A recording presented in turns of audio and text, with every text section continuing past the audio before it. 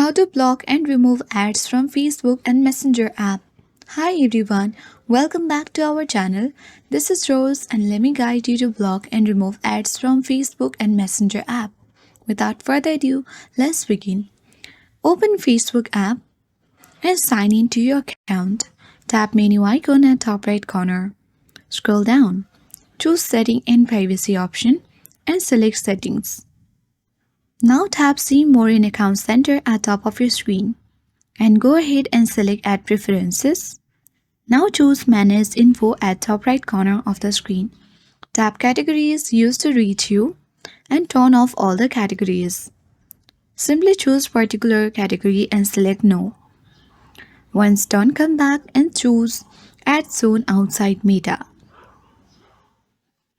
Here you need to select Don't Show Me Ads from Ads Partner. Come back. Now tap Who Can See Your Social Interactions. And here you need to scroll down and then you need to select Only Me.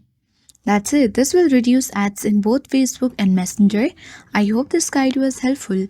If it was, then do like, share, comment and don't forget to subscribe. Thank you for watching and I will see you in the next video.